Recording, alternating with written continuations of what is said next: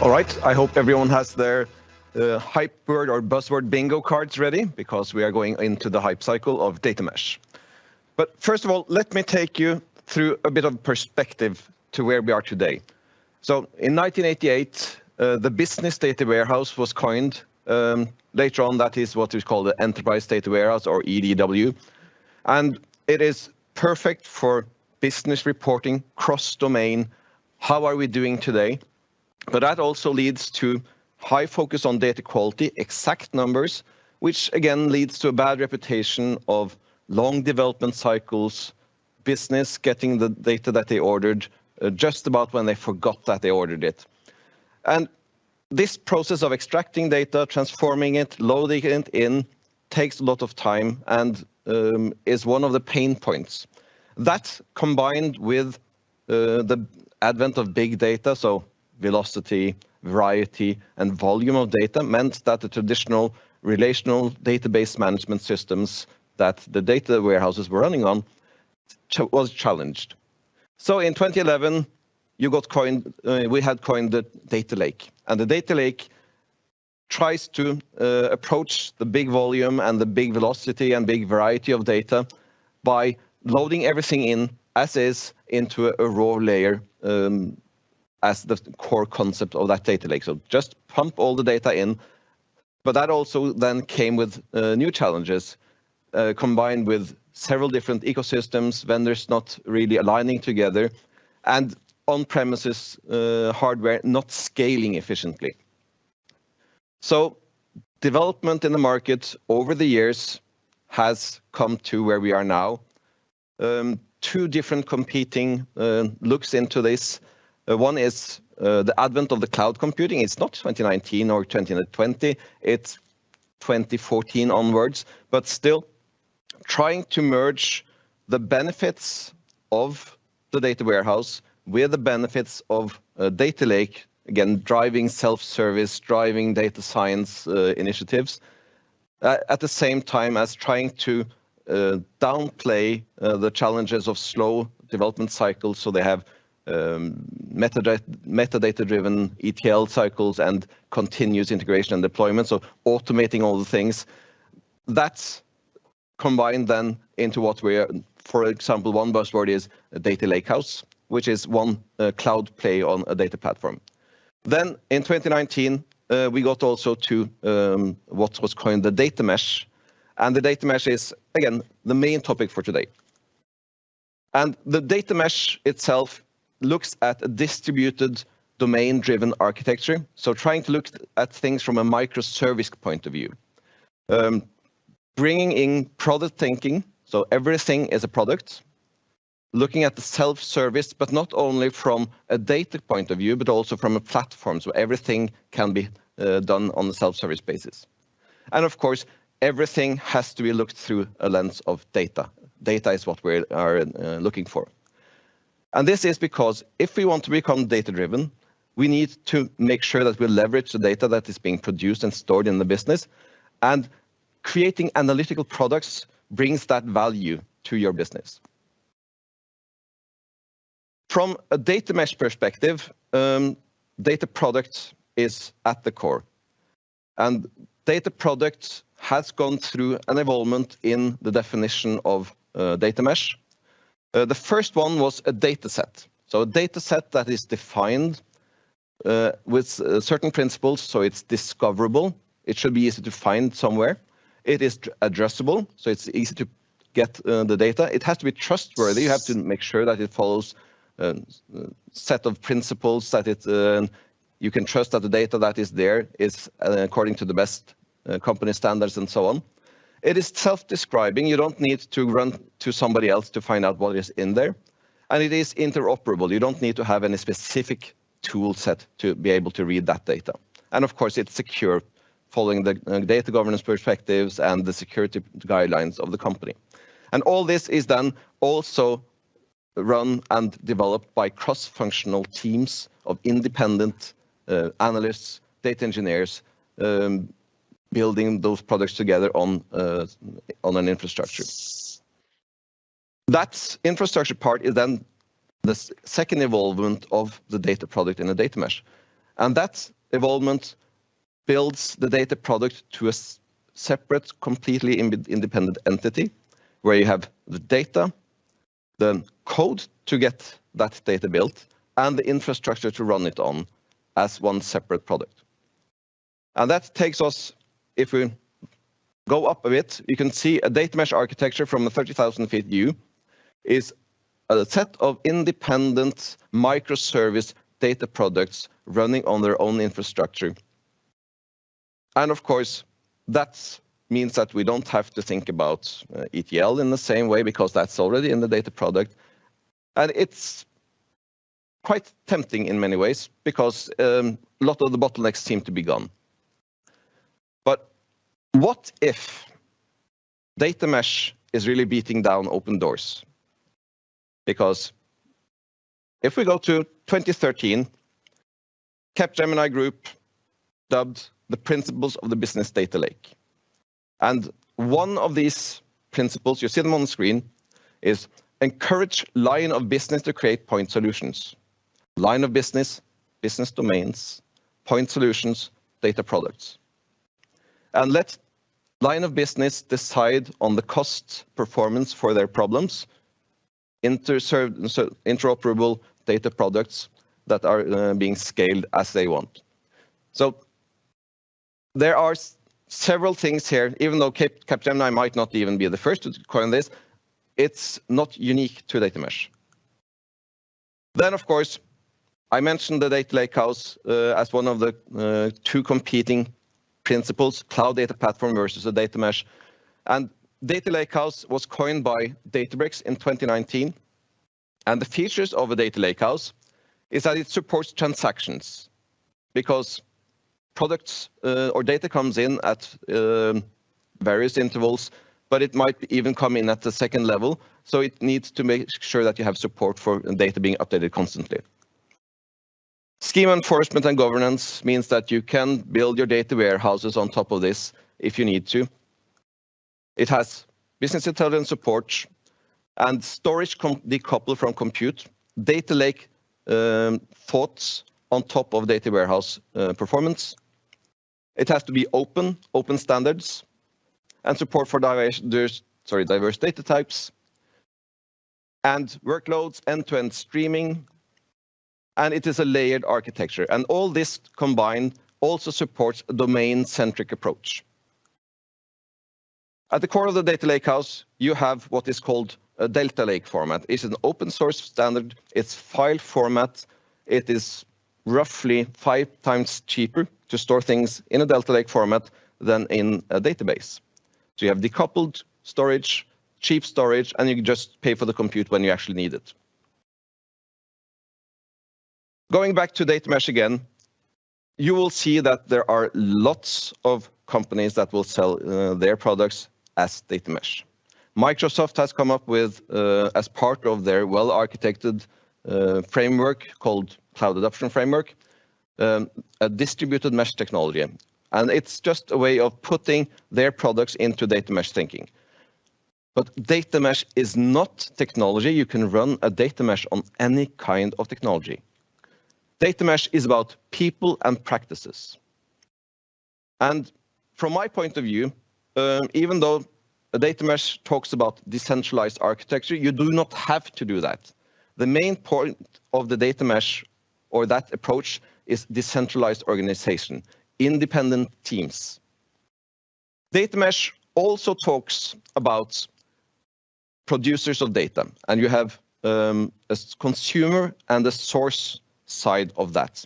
So the source sides are your ERP system, your microservices system, your web shop, and so on, while the consumer side is the business user, the analyst, the people who are consuming data. But both sides support producing products. And they need to understand that the data products that they are publishing in the marketplace are meant for consumption. There is an audience for what you're producing. And for the source domain, making sure that your developers, full stack developers, understand that what I'm building here actually also has an analytical purpose. That is the main challenge. And one way to do this, or to help them understand this, is having a center of excellence who can come in with data engineer, analyst support to help the developers build a product, data product, and then have a contract in place so they know at any given time that when they change that data product, they will have to fulfill their contract, updating central data catalogs or something else. That, again, it depends on your business. On the consumer side, a core challenge is to understand that as an analyst, you might build products, but you might also just consume them. But you are also the owner of that data, and understanding that you're not just a consumer, are both building and owning a data set or owning a data domain is a challenge that might not be something that your business is ready for. And getting that mindset of a data engineer as well is a cultural paradigm that might not be easily implemented. And then when you have an analyst building a great data product on top of a source data product, and then comes a colleague in and builds another data product on the two different data products underneath, and the third one and the fourth one, you get the complexity of a data product chain that when something happens on the source side and then goes down the line, you need to understand that complexity and understand and have the contracts in place to make sure that the changes flow down the line without any major problems crashing down on you. Which means we have to think about contracts. And contracts in a data mesh or in a data product thinking are two different things. You have the data product specification. So my data set or my data independent data product have these capabilities. It is adhering to the principles of the data product, so it's self-describable. We update the marketplace when we have changes and so forth. And we have a service level agreement on it. So if anything goes down, any of the core system falls off, you need to make sure that people are notified. And that it's your job as a data producer to monitor your data product yourself. It's not the central team that has to take care of that. On the consumer side, you need to have a license agreement. I buy this product from you. I consume this product from you, which means that you need to know as a consumer, when is that data product updated? How often? Is it live? Is it once a day? Is it every 2 weeks? It's important to know these things. And also, you need to trust that the data content is the same over time, or you get notified if things change, and that the data quality is adhering to a certain principle. Because not all data products need to have perfect quality, because a trending analysis is not meant for having exact numbers. It's just making sure that you have a trend aligned. Whereas if you're building a sales report, you may need to make sure that you have exact numbers in place. And you might also see, okay, how can I use these products? Can I build new ones? Are there any sensitive data that I need to think about, and so forth? And of course, is there a price attached to this? Will the producer of that data charge me for the consumption of compute power when I analyze this data? A couple of use cases. There's a European bank which has a large organization. They had their business domains in place already, and they focused on making sure that the organizational practices were in place. So making sure that the consumers understood their roles as data engineers and producers, as well as data owners, and making sure that the source side understood their role in publishing data for consumption. And to alleviate this, they also established a data mesh center of excellence that could support both sides.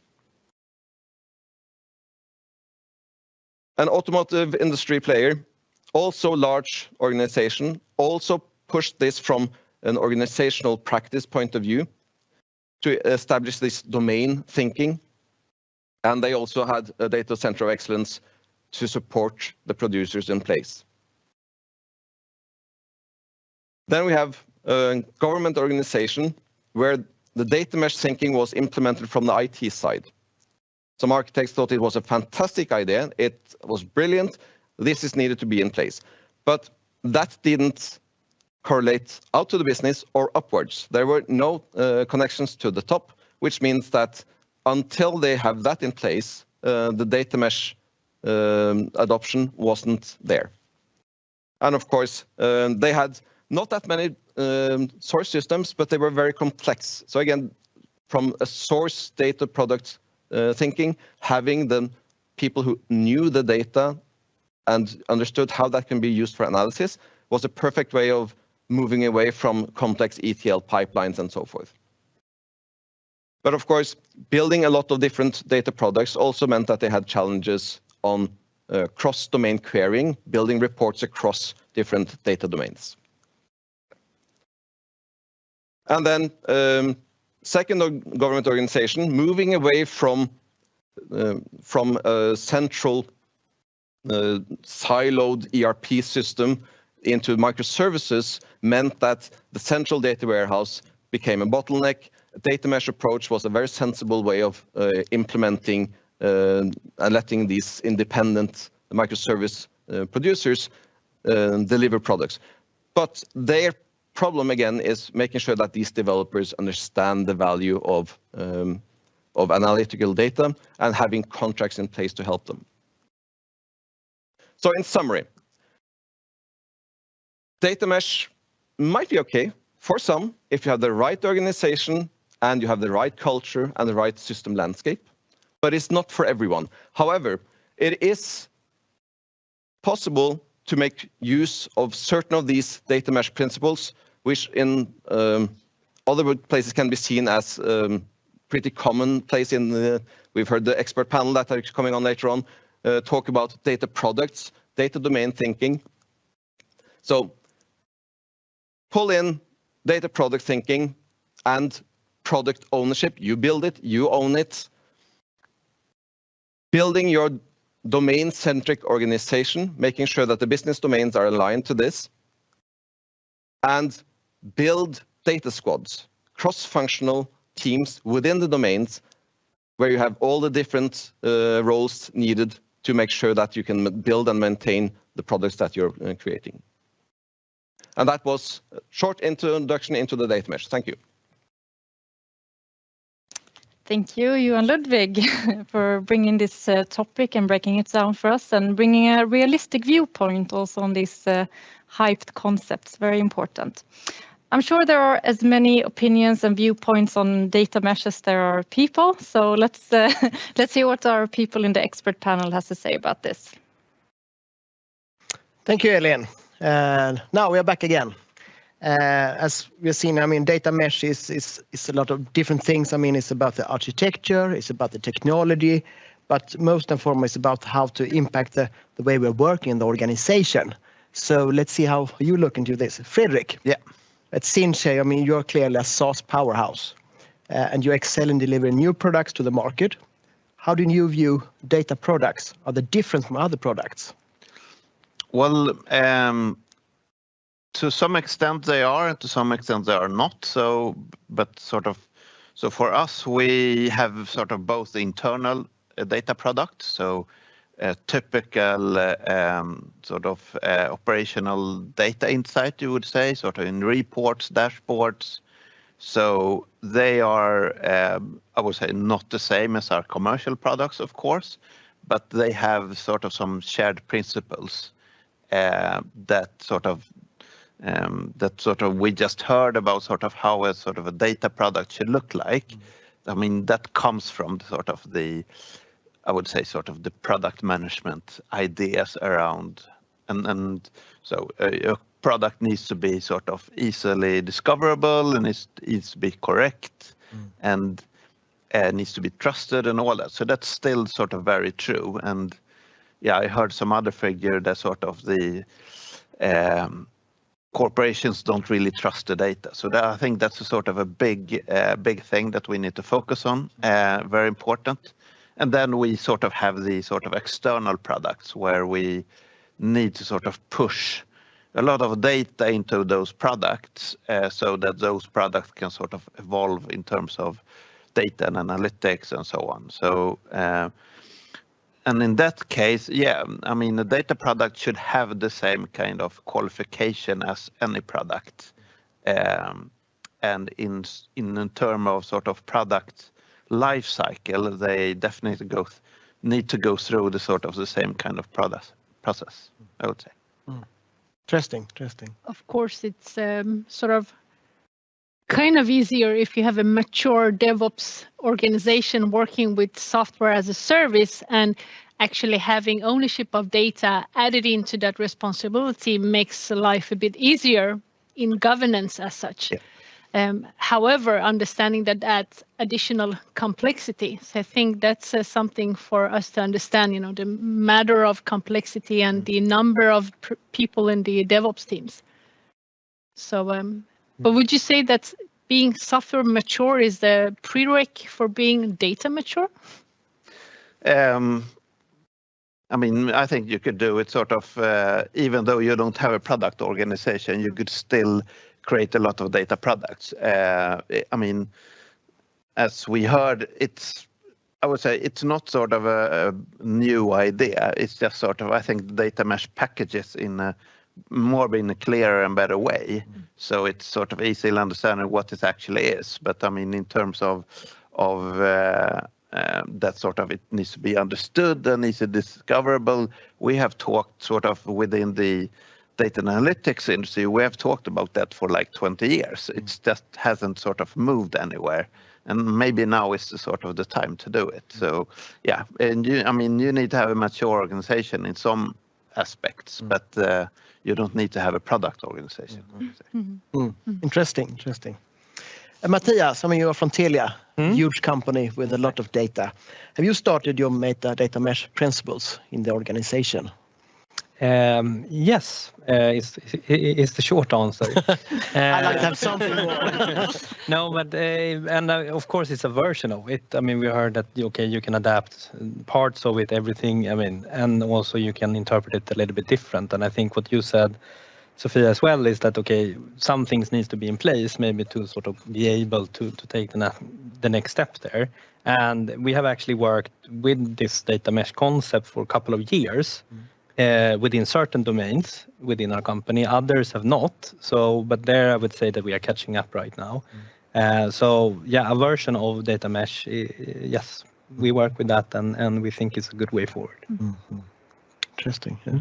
Have you started, the rest of you? You, Lego, at Valerio? Yeah, what I can say is that we've done already a good job in terms of defining our domains, or that is to say, kudos to our enterprise architects. So they've done a very good job defining our domains and products. And certain aspects are already quite advanced. I think where we're still really lacking, and I'm not quite sure to what extent it's realistic, is to build these cross-functional teams, because data engineers, they don't grow on trees. So we have software teams, we have software developers, they're not necessarily experienced with data pipelines and all of that.